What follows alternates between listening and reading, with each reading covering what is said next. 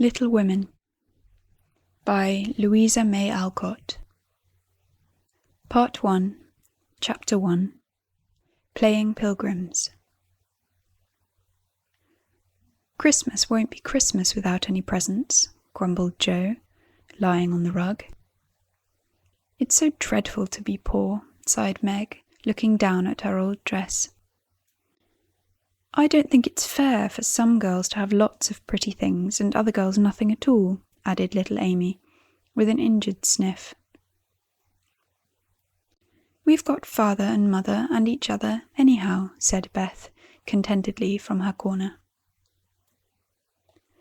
The 4 young faces, on which the firelight shone, brightened at the cheerful words, but darkened again as Jo said sadly, "We haven't got father, and you'll not have him for long." She didn't say perhaps never, but each silently added it, thinking of father far away, where the fighting was. Nobody spoke for a minute. Then Meg said in an altered tone, "You know, the reason Mother proposed not having any presents this Christmas was because it's going to be a hard winter for everyone, and she thinks we ought not to spend money for pleasure, when our men are suffering so in the army. We can't do much, but we can make our little sacrifices, and ought to do it gladly. But I am afraid I don't."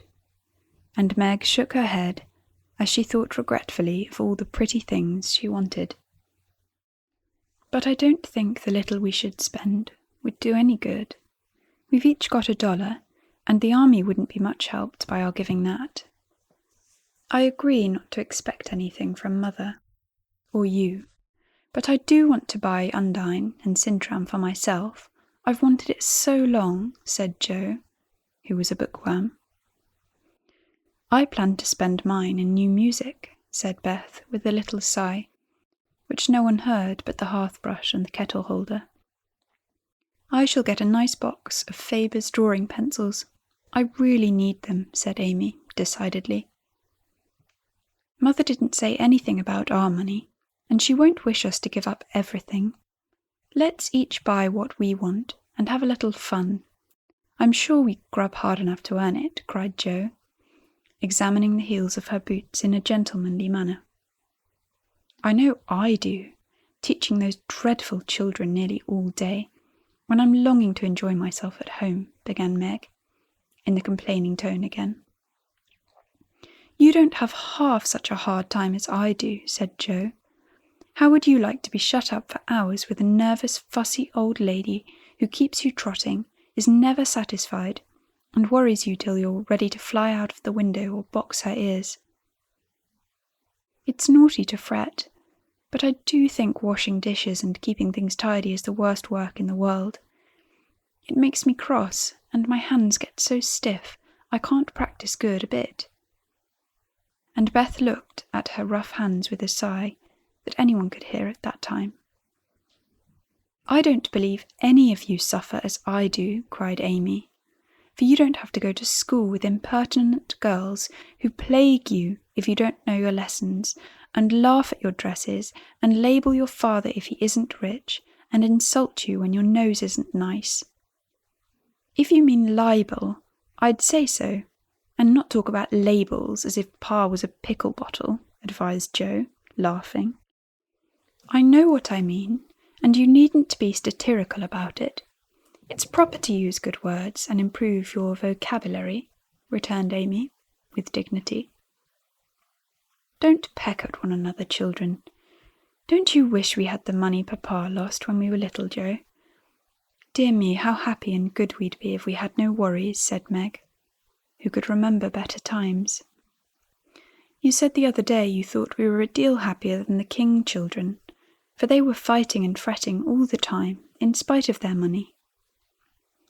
"So I did, Beth. Well, I guess we are, for though we do have to work, we make fun for ourselves, and are a pretty jolly set, as Jo would say." "Jo does use such slang words," observed Amy, with a reproving look at the long figure stretched on the rug.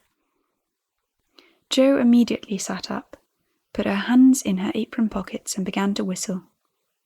"Don't, Jo, it's so boyish. That's why I do it. I detest rude, unladylike girls. I hate affected, ninny-pinny chits." "Birds in their little nests agree," sang Beth, the peacemaker, with such a funny face that both sharp voices softened to a laugh, and the pecking ended for that time. "Really, girls, you are both to be blamed," said Meg, beginning to lecture in her elder sisterly fashion. "You are old enough to leave off boyish tricks and behave better, Josephine. It didn't matter so much when you were a little girl, but now you are so tall and turn up your hair, you should remember that you are a young lady." "I ain't. And if turning up my hair makes me one, I'll wear it in 2 tails till I'm 20, cried Jo, pulling off her net and shaking down a chestnut mane. "I hate to think I've got to grow up and be Miss March, and wear long gowns, and look as prim as a china aster. It's bad enough to be a girl anyway, when I like boys' games and work and manners. I can't get over my disappointment in not being a boy, and it's worse now than ever, for I'm dying to go and fight with Papa, and I can only stay at home and knit like a poky old woman." And Jo shook the blue army sock till the needles rattled like castanets, and her ball bounded across the room.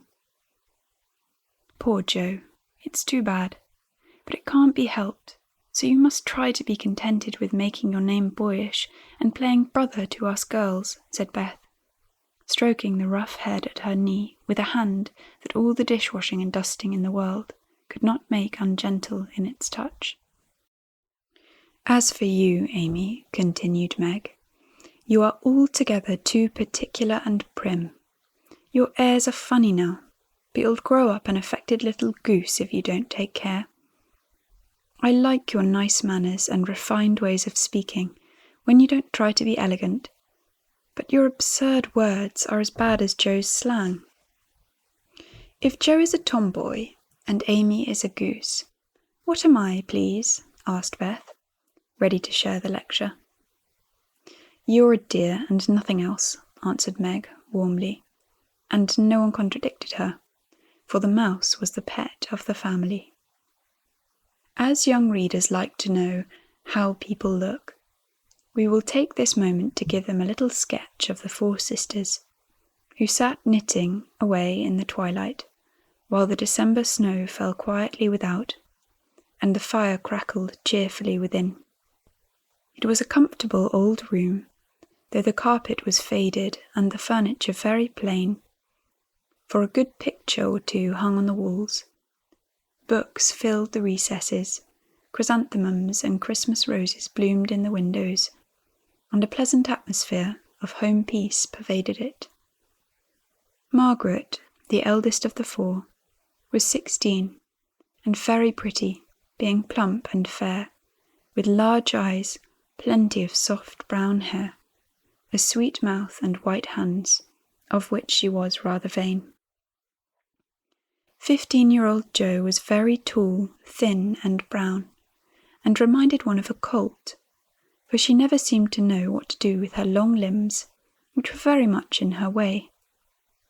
She had a decided mouth, a comical nose and sharp grey eyes, which appeared to see everything, and were by turns fierce, funny or thoughtful. Her long, thick hair was her one beauty, but it was usually bundled into a net to be out of her way. Round shoulders had Jo, big hands and feet, a flyaway look to her clothes, and the uncomfortable appearance of a girl who was rapidly shooting up into a woman and didn't like it. Elizabeth, or Beth as everyone called her, was a rosy, smooth-haired, bright-eyed girl of 13, with a shy manner, a timid voice and a peaceful expression which was seldom disturbed. Her father called her Little Tranquillity, and the name suited her excellently, for she seemed to live in a happy world of her own, only venturing out to meet the few whom she trusted and loved. Amy, though the youngest, was a most important person, in her own opinion at least. A regular snow maiden, with blue eyes and yellow hair curling on her shoulders, pale and slender, and always carrying herself like a young lady, mindful of her manners. What the characters of the four sisters were, we will leave to be found out.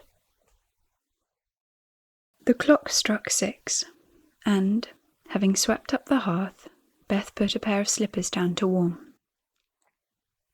Somehow the sight of the old shoes had a good effect upon the girls, for Mother was coming, and everyone brightened to welcome her. Meg stopped lecturing and lit the lamp. Amy got out of the easy-chair without being asked, and Jo forgot how tired she was as she sat up to hold the slippers nearer to the blaze. "They are quite worn out. Mommy must have a new pair." "I thought I'd get her some with my $1," said Beth. "No, I shall," cried Amy. "I'm the oldest," began Meg. But Jo cut in with a decided, "I'm the man of the family now Papa is away, and I shall provide the slippers, for he told me to take special care of Mother while he was gone." "I'll tell you what we'll do," said Beth. "Let's each get her something for Christmas and not get anything for ourselves." "That's like you, dear." "What will we get?" exclaimed Jo. Everyone thought soberly for a minute. Then Meg announced, as if the idea was suggested by the sight of her own pretty hands, "I shall give her a nice pair of gloves." "Army shoes, best to be had," cried Jo. "Some handkerchiefs all hemmed," said Beth. "I'll get a little bottle of cologne. She likes it and it won't cost much, so I'll have some left to buy something for me," added Amy. "How will we give the things?" asked Meg. "Put 'em on the table and bring her in and see her open the bundles. Don't you remember how we used to do on our birthdays?" answered Jo. "I used to be so frightened when it was my turn to sit in the big chair with a crown on and see you all come marching round to give the presents with a kiss. I liked the things and the kisses, but it was dreadful to have you sit looking at me while I opened the bundles," said Beth, who was toasting her face and the bread for tea at the same time. "Let Mommy think we are getting things for ourselves, and then surprise her. We must go shopping tomorrow afternoon. Meg, there is lots to do about the play for Christmas night," said Jo, marching up and down with her hands behind her back and her nose in the air. "I don't mean to act any more after this time. I'm getting too old for such things," observed Meg, who was as much a child as ever about dressing up frolics. "You won't stop, I know, as long as you can trail round in a white gown with your hair down and wear gold paper jewellery. You are the best actress we've got, and there'll be an end of everything if you quit the board," said Jo. "We ought to rehearse tonight. Come here, Amy, and do the fainting scene, for you are as stiff as a poker in that." "I can't help it. I never saw anyone faint, and I don't choose to make myself all black and blue, tumbling flat as you do. If I can go down easily, I'll drop. If I can't, I shall fall into a chair and be graceful. I don't care if Hugo does come at me with a pistol," returned Amy, who was not gifted with dramatic power, but was chosen because she was small enough to be borne out shrieking by the hero of the piece. "Do it this way. Clasp your hands so and stagger across the room, crying frantically, 'Rodrigo, save me, save me.'" And away went Jo with a melodramatic scream which was truly thrilling. Amy followed, but she poked her hands out stiffly before her and jerked herself along as if she went by machinery. And her "ow" was more suggestive of pins being run into her than of fear and anguish. Jo gave a despairing groan, and Meg laughed outright, while Beth let her bread burn as she watched the fun with interest. "It's no use. Do the best you can when the time comes, and if the audience shout, don't blame me. Come on, Meg." Then things went smoothly, for Don Pedro defied the world in a speech of 2 pages without a single break. Hagar the witch, chanted an awful incantation over her kettleful of simmering toads with weird effect. Roderigo rent his chains asunder manfully, and Hugo died in agonies of remorse and arsenic, with a wild "Ha! Ha!" "It's the best we've had yet," said Meg, as the dead villain sat up and rubbed his elbows. "I don't see how you can write and act such splendid things, Joe. You're a regular Shakespeare," exclaimed Beth, who firmly believed that her sisters were gifted with wonderful genius in all things. "Not quite," replied Joe modestly. "I do think The Witch's Curse and operatic tragedy is rather a nice thing, but I'd like to try Macbeth. If we only had a trapdoor for Banquo. I always wanted to do the killing part." "Is that a dagger I see before me?" muttered Jo, rolling her eyes and clutching at the air, as she had seen a famous tragedian do. "No, it's the toasting fork, with Ma's shoe on it instead of the bread. Beth's stage struck," cried Meg, and the rehearsal ended in a general burst of laughter. "Glad to find you so merry, my girls," said a cheery voice at the door, and actors and audience turned to welcome a stout, motherly lady with a "Can I help you" look about her, which was truly delightful. She wasn't a particularly handsome person, but mothers are always lovely to their children, and the girls thought the grey cloak and unfashionable bonnet covered the most splendid woman in the world. "Well, dearies, how have you got on today?" "There was so much to do getting the boxes ready to go tomorrow that I didn't come home to dinner." "Has anyone called, Beth? How is your cold, Meg? Joe, you look tired to death. Come and kiss me, baby." While making these maternal inquiries, Mrs. March got her wet things off, her hot slippers on, and sitting down in the easy chair, drew Amy to her lap, preparing to enjoy the happiest hour of her busy day. The girls flew about, trying to make things comfortable, each in her own way. Meg arranged the tea table, Jo brought wood and set chairs, dropping, overturning and clattering everything she touched.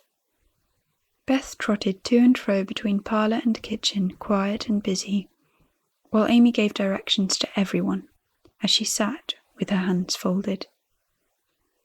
As they gathered about the table, Mrs. March said, with a particularly happy face, "I've got a treat for you after supper." A quick, bright smile went around like a streak of sunshine. Beth clapped her hands, regardless of the hot biscuit she held, and Jo tossed up her napkin, crying, "A letter! A letter! 3 cheers for father."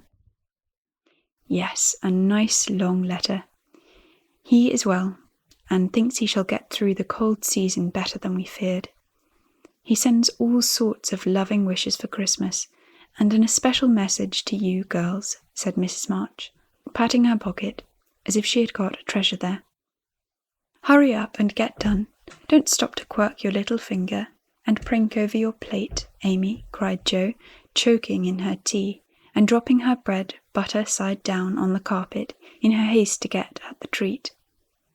Beth ate no more, but crept away to sit in her shadowy corner and brood over the delight to come till the others were ready. "I think it was so splendid in father to go as a chaplain when he was too old to be drafted and not strong enough for a soldier," said Meg warmly.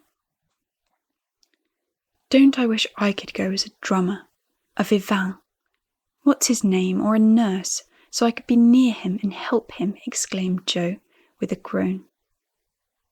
"It must be so very disagreeable to sleep in a tent and eat all sorts of bad-tasting things and drink out of a tin mug," sighed Amy.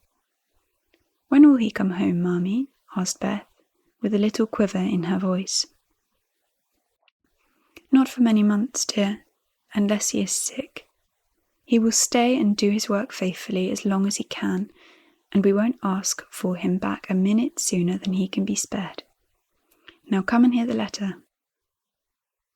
They all drew to the fire, Mother in the big chair with Beth at her feet, Meg and Amy perched on either arm of the chair, and Joe leaning on the back, where no one would see any sign of emotion if the letter should happen to be touching.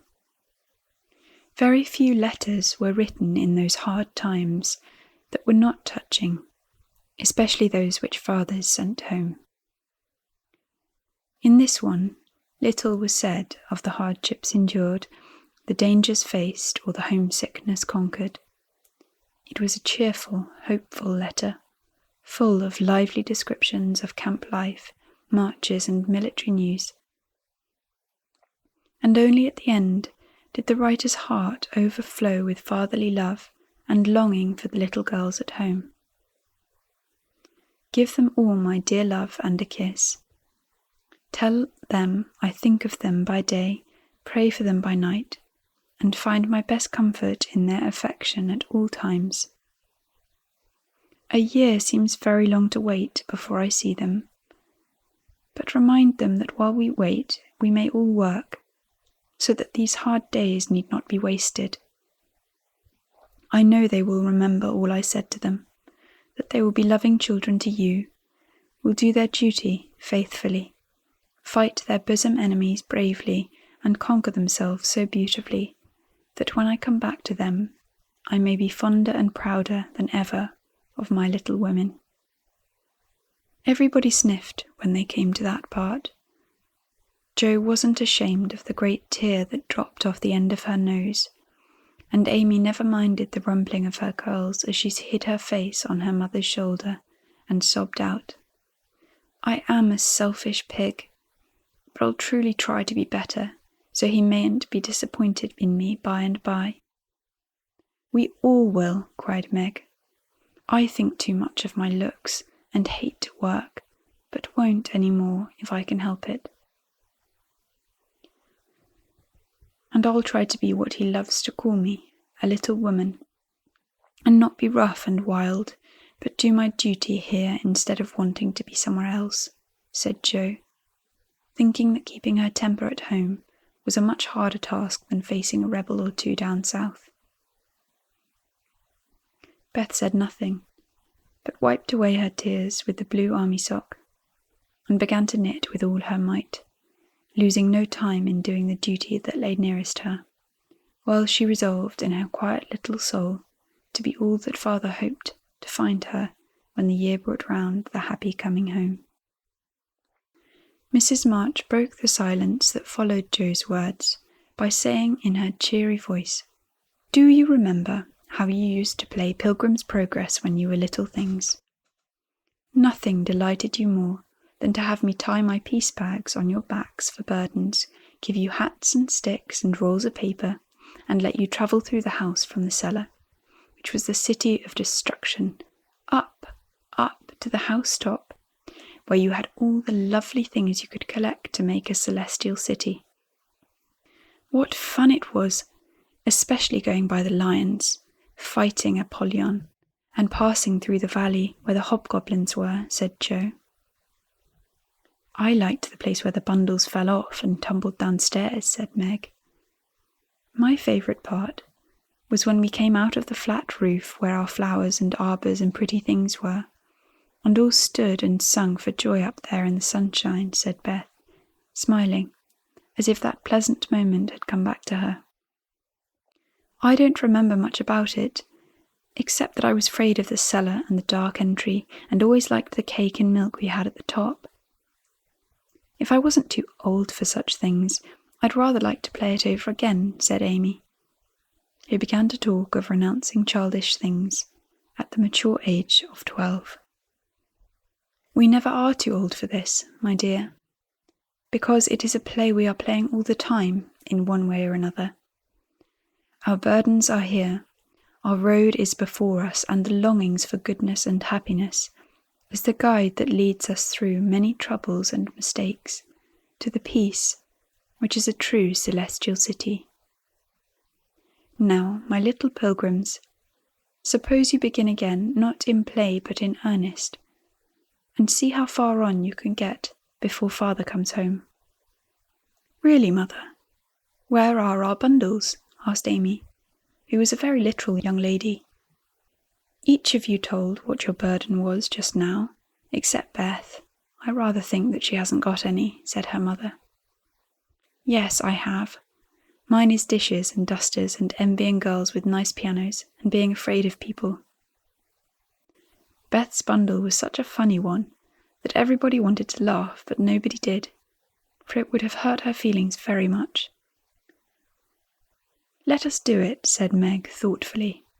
It is only another name for trying to be good, and the story may help us. For though we do want to be good, it's hard work and we forget and don't do our best. We were in the slough of despond tonight, and Mother came and pulled us out as Help did in the book. We ought to have our roll of directions like Christian. What shall we do about that? Asked Jo, delighted with the fancy which lent a little romance to the very dull task of doing her duty. Look under your pillows Christmas morning, and you will find your guidebook, replied Mrs. March. They talked over the new plan while old Hannah cleared the table. Then came the 4 little work baskets, and the needles flew as the girls made sheets for Aunt March. It was uninteresting sewing, but tonight no one grumbled. They adopted Jo's plan of dividing the long seams into 4 parts and calling the quarters Europe, Asia, Africa and America, and in that way got on capitally, especially when they talked about the different countries as they stitched their way through them. At 9 they stopped work and sung, as usual, before they went to bed. No one but Beth could get much music out of the old piano, but she had a way of softly touching the yellow keys and making a pleasant accompaniment to the simple songs they sung. Meg had a voice like a flute, and she and her mother led the little choir. Amy chirped like a cricket, and Jo wandered through the airs at her own sweet will, always coming out at the wrong place with a crook or a quaver that spoiled the most pensive tune. They had always done this from the time they could lisp Crinkle, crinkle, ickle star, and it had become a household custom, for the mother was a born singer. The first sound in the morning was her voice, as she went about the house singing like a lark, and the last sound at night was the same cheery sound, for the girls never grew too old for that familiar lullaby.